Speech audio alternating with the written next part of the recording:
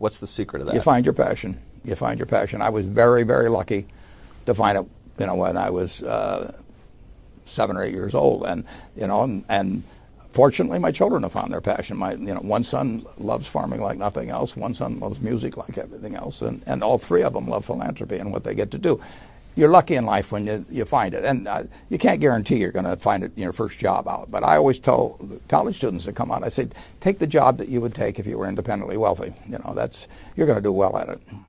If you think you're going to be a lot happier if you've got 2x instead of x, you're probably making a mistake. I mean, you ought to find something you like that works with that, and you'll get in trouble if you think that making 10x or 20x is the answer to everything in life, because then you will do things like borrow money when you shouldn't, or maybe cut corners on things that your employer wants you to cut corners on. Or it just doesn't make any sense. You won't like it when you look back on it. 3 things in hiring people: look for integrity, intelligence, and energy. And he said if that person didn't have the first 2, that the latter 2 would kill them, because if they don't have integrity, you want them dumb and lazy. You don't want them smart and energetic.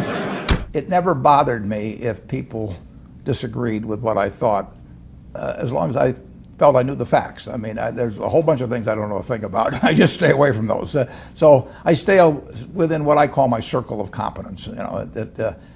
Tom Watson said it best. He said, I'm no genius, but I'm smart in spots, and I stay around those spots. Well, I try and stay around those spots, and I just don't have a problem if somebody says, you're wrong on something. I go back and look at the facts, and I think that really is much more important, frankly, than having a few points of IQ or having an extra course or 2 in school or anything of the sort. You need emotional stability.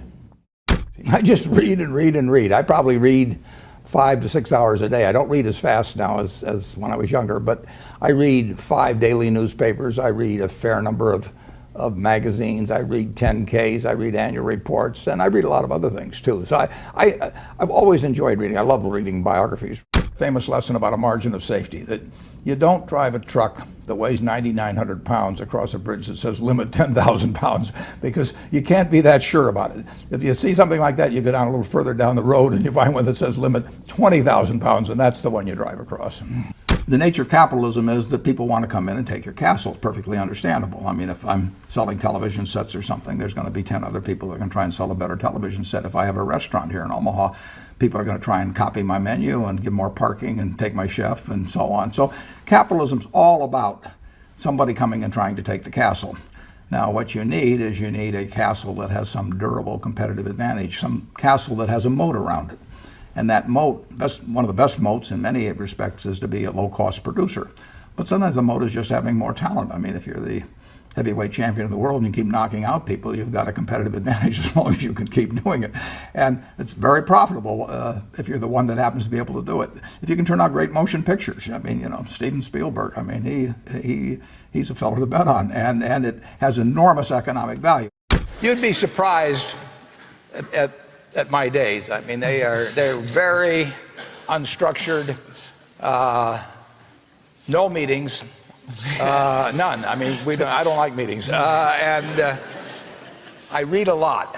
I wish I were a faster reader. I'd get more done. But I do read a lot, and I'm on the phone a moderate amount. Our businesses run themselves basically out there. My job is allocating capital, and that's what I'm thinking about. But I don't like to have things all packed hour to hour to hour. And Bill and I are both extraordinarily lucky. I mean, we really get to do what we like to do, the way we want to do it, with people that we choose to be around, and they're terrific.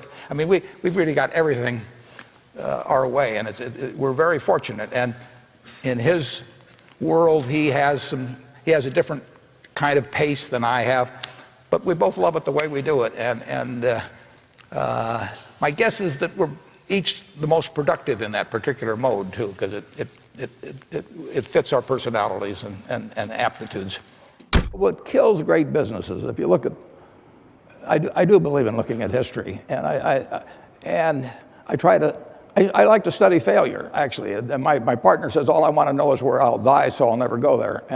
And we want to see what has caused businesses to go bad. And the big Biggest thing that kills them is complacency. I mean, you want a restlessness, a feeling that, you know, that somebody's always after you, but you're going to stay ahead of them.